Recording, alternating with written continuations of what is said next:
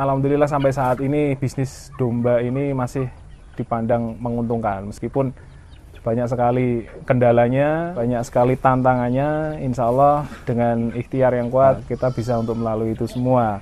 Dengan keseriusan kita bisa mencapai apa yang kita inginkan. Seperti di SJ Farm sendiri, di awal-awal perjuangannya juga banyak mengalami kendala-kendala yang sangat luar biasa, mengalami pasang surut yang luar biasa.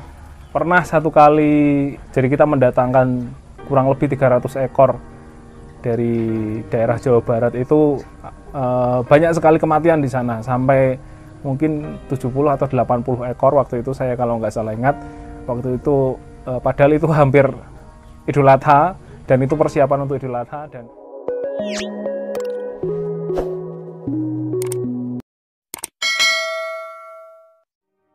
Assalamualaikum, selamat sore teman-teman. Perkenalkan, nama saya Bagus Hendro. Saya dari SJ Farm Semarang yang beralamat di Jalan Jetis Raya, Gunung Pati, Kota Semarang. Salam sukses. Kami bergerak di bidang budidaya kambing dan domba, tapi khususnya untuk di Gunung Pati ini kami banyak berkecimpung di dunia domba, mulai dari breeding, fattening juga ada, lalu ada kandang-kandang transit untuk bibitan. Jadi insya Allah untuk teman-teman yang membutuhkan bibit, membutuhkan gemukan, insya Allah kami siap support.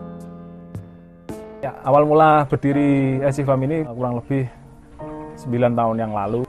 Mentor saya yang pertama mengawali di kandang ini kurang lebih 9 tahun yang lalu dengan kecil-kecilan, modal seadanya, lalu dikembangkan. Alhamdulillah sampai saat ini kita sudah punya 4 kandang. 4 kandang itu dengan kapasitas kurang lebih hampir 2000 ekor total. Alhamdulillah sampai saat ini bisnis domba ini masih dipandang menguntungkan meskipun banyak sekali kendalanya, meskipun banyak sekali tantangannya. Insya Allah dengan ikhtiar yang kuat kita bisa untuk melalui itu semua. Banyak yang bilang kalau pelihara domba jangan pakai yang ini, jangan seperti ini, jangan seperti itu. Kalau untuk peternak muda, kalau untuk peternak yang baru-baru, mohon jangan didengarkan. Jadi tetap ada pendirian, nanti bisa dievaluasi hasilnya seperti apa, nanti bisa dikoreksi untuk kedepannya seperti apa. Insya Allah akan menjanjikan pasar yang luar biasa. Karena ini bukan sesuatu yang tidak bisa dihitung sebenarnya. Tetap kita bisa hitung, tetap kita ada evaluasi, kita ada koreksi. Insya Allah dengan ikhtiar, dengan keseriusan, kita bisa mencapai apa yang kita inginkan. Insya Allah seperti itu. Seperti di SJ Farm sendiri, di awal-awal perjuangannya juga banyak mengalami kendala-kendala yang sangat luar biasa, mengalami pasang surut yang luar biasa. Pernah satu kali itu, jadi kita mendatangkan kurang lebih 300 ekor dari daerah Jawa Barat itu, banyak sekali kematian di sana, sampai mungkin 70 atau 80 ekor waktu itu saya kalau nggak salah ingat. Waktu itu padahal itu hampir Idul Adha dan itu persiapan untuk Idul Adha, dan menurut saya suatu tantangan dan suatu pengalaman yang luar biasa. Jadi di sana kalau kita serius, insya Allah bisalah kita menghandle itu. Di tahun-tahun selanjutnya, di tahun-tahun berikutnya juga alhamdulillah kita sudah tidak ada hal-hal lagi seperti itu. Jadi pengalaman jadi pelajaran luar biasa yang bisa kita serap. Ada pertanyaan juga, mungkin saya banyak baca di komen teman-teman gitu, guys. Jadi pakan apa sih yang paling baik itu untuk penggemukan maupun breeding domba maupun kambing? Gitu. Kalau saya pribadi berkaca dari pengalaman SJ Farm itu, alhamdulillah kami sudah pernah mencoba semua jenis pakan gitu ya, semua jenis pakan baik dari kering, silase, fermentasi, bahkan hijauan murni kami sudah pernah mencoba. Tapi memang segmentasi itu tidak bisa kita pisahkan, jadi menjadi satu kesatuan. Ibaratnya biaya yang paling besar dalam pengeluaran di sebuah kandang ternak atau di sebuah pertanian domba maupun kambing itu adalah pakan sebenarnya. Jadi kalau kita bisa manage itu benar-benar, insya Allah kita akan mendapat hasil yang luar biasa. Contoh lah breeding. Breeding itu kalau kita pakai pakan kering sama seperti penggemukan, ya tentunya nggak jadi karena pakan mahal. Sedangkan kita nggak pernah tahu anaknya itu jantankah, betinakah, mau 1 atau 2 atau 3 atau 4 bahkan. Nah itu kita nggak pernah tahu. Makanya tetap pakan itu kita menekan seminimal mungkin. Sebaliknya dengan pengemukan, program pengemukan kita tidak bisa dengan pakan hijauan. Karena pakan hijauan itu akan tentunya jauh lebih lama dibandingkan pakan kering maupun fermentasi ataupun silase. Nah, jadi harus sesuai dengan jalurnya. Arahnya mau kemana? Kita mau pengemukan kah? Kita mau breeding kah? Jadi pakan itu harus kita rencanakan dari awal seperti itu. Contoh untuk pakan kering, ibaratnya kita taruhlah pakan kering itu 2.000 per hari, ya. 2.000 per hari. Kalau kita pengemukan 90 hari, itu pakannya aja itu kita habis 180.000 per satu periode untuk 3 bulan gitu. Untuk 3 bulan, anggaplah kita kenaikan itu 6 kilo. 6 kilo katakanlah kali 50.000, itu 300.000. Kalau kita kiloannya sama, harga beli dan harga jual, berarti kita masih punya selisih 300 dikurangi 180 kurang lebih 120.000. Itu kalau pakai pakan kering dengan periode pengemukan 3 bulan, estimasi kenaikan adalah 6 kilo. Itu contoh aja nggih untuk teman-teman. Jadi mungkin nanti bisa diutak-atik sendiri, kira-kira mau mempersiapkan makanan yang seperti apa, dengan harga berapa. Dan juga jangan lupa untuk pembibitan itu juga tidak kalah penting. Pembibitan itu harus dimulai dari bibit pertama yang sehat. Yang kedua adalah yang qualified. Qualified itu baik dari fisiknya maupun secara bobot sendiri. Kalau bisa jangan di bawah 14 kilo. Karena ketika jenengan masukkan bibit yang di bawah 14 kilo, perkembangannya akan lari ke struktur tulangnya dia. Jadi kalau menunggu gemuk otomatis lama. Kalau bisa di 14 atau 15 kilo itu yang paling ideal untuk pengemukan. Kalau breeding nggak ada masalah. Jadi kalau breeding mau bagaimanapun, selama indukan itu kita maintain dengan baik, kita kasih kalsium, kita kasih mineral yang banyak, hijauan yang cukup, insya Allah akan baik buat perkembangan janin dia.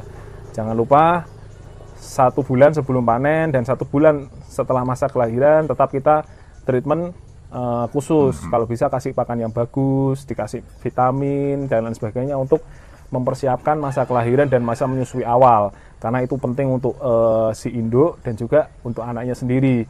Bisa anaknya 1, bisa anaknya 2 atau 3 mungkin. Nah, itu perlu kita perhatikan.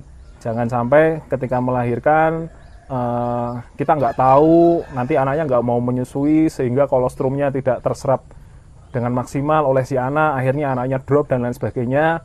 Nah, itu mungkin perlu diperhatikan supaya tidak menjadi hal yang sia-sia atau menjadi kendala atau menjadi masalah, padahal itu sebenarnya bisa di-maintain, padahal itu sebenarnya harus diperhatikan. Makanya teman-teman kalau bisa banyaklah belajar, banyaklah menimba ilmu supaya tahu, benar-benar tahu step by step untuk segmentasi panjenengan. Bisa di breeding, oh harus ngapain aja, pengemukan, oh harus ngapain aja, makanya seperti apa dan lain sebagainya, seperti itu. Dari perjuangan kami selama ini, alhamdulillah tahun ini saya masih bersyukur banget. Di Idul Adha tahun ini, periode ini kita bisa menjual hampir 1.000 lah. Itu kenapa kok bisa 1.000 ya? Mungkin pertanyaannya itu ya. Kami banyak dari lembaga sebenarnya. Jadi lembaga-lembaga zakat itu yang mengadakan program tebar kurban atau sebar kurban itu banyak sekali yang masuk ke kami. Kami suplai ke lembaga tersebut dengan jumlah yang tentunya tidak sedikit, karena permintaan mereka banyak sebenarnya. Cuman karena tahun ini kebetulan kita bertepatan dengan PPKM, juga masa pandemi yang belum berakhir, ini sedikit mempengaruhi kuota dari penjualan kami. Kalau di tahun kemarin kita bisa menjual 1.000 lebih, tahun ini kita masih tetap bersyukur dengan penjualan di angka hampir 1.000. Angka hampir 1.000 itu pun itu bukan hal yang mudah sebenarnya. Jadi dimulai dari awal itu kami mungkin hanya bisa menjual 30 sampai 50 ekor, sampai 200-an sampai 500-an, sampai saat ini alhamdulillah bisa hampir 1.000. Itu tetap dengan perjuangan teman-teman yang ada di kandang semua. Dan juga intinya adalah silaturahmi sebenarnya. Saya selalu bilang silaturahmi itu akan jauh lebih berharga ketimbang jenengan cari untung. Karena apa? Di bisnis domba ini pemainnya sebenarnya hanya itu aja. Hanya itu aja. Ada farm baru muncul pemainnya ya itu lagi. Ada farm baru lagi pemainnya ya itu lagi. Sehingga hanya berkutat di situ-situ aja. Kalau kita tidak kenal satu sama lain, kita hanya tahu nama farm, ya otomatis kita akan selalu bertanya-tanya ini punya siapa, ini punya siapa. Kalau kita tahu ini satu orang yang pemain domba, otomatis kita udah tahu, oh ini punyanya si A, ini punyanya si B. Jadi ketika kita ada kebutuhan atau kita banyak stok, kita bisa lempar ke teman-teman gitu. Janganlah kita cuma semata-mata mencari untung dari kawan gitu ya, karena kita nggak pernah tahu kapan kita membutuhkan kawan kita ini untuk kepentingan kita, seperti itu. Di tahun ini di Idul Adha itu kan banyak sekali lembaga yang masuk, ya berkah silaturahmi lah ibaratnya seperti itu. Jadi tetap jangan ibaratnya jangan cari untung dari teman, tapi silaturahminya tetap harus dijaga, seperti itu gitu. Untuk teman-teman yang pengen memulai bisnis di dunia domba ini, insya Allah kami di tahun-tahun ini akan membuka kemitraan untuk teman-teman yang baru mulai. Insya Allah kami siap dampingi, kita siap support bibit, kita siap support pakan, kita juga akan ambil hasil panenannya. Jadi supaya teman-teman tidak bingung, mau kemana sih bisnis domba ini, cari bibitnya di mana, pakannya harus seperti apa, lalu jualnya kemana. Insya Allah akan kita kasih solusi untuk itu semua. Jadi jangan khawatir, jangan ragu-ragu untuk memulai bisnis ini. Insya Allah kami siap memberikan solusi untuk teman-teman. Seperti itu, doakan saja, insya Allah lah, mudah-mudahan akan menjadi manfaat untuk kita semua. Amin. Dan sekali lagi teman-teman, kami SC Farm di Semarang yang mau membutuhkan bibit, yang membutuhkan untuk pakan, yang mau jual dombanya, insya Allah kami siap tampung. Berapapun jumlahnya, insya Allah kami siap tampung, asal harganya bersahabat gitu. Karena segmen kita segmen besar, segmen kita kuantitinya lumayan banyak, jadi dengan harga yang ya tidak ringan tidak berat lah, insya Allah kami siap bantu. Jangan khawatir, pokoknya gimana caranya tetap ada keuntungan untuk panjenengan dan juga kami, seperti itu gitu.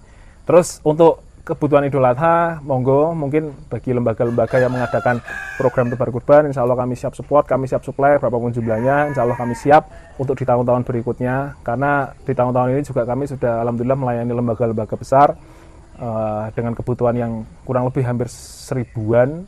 Jadi insya Allah kami sudah banyak pengalaman di sana dan siap support untuk lembaga-lembaga baru yang akan memulai program ini, seperti itu.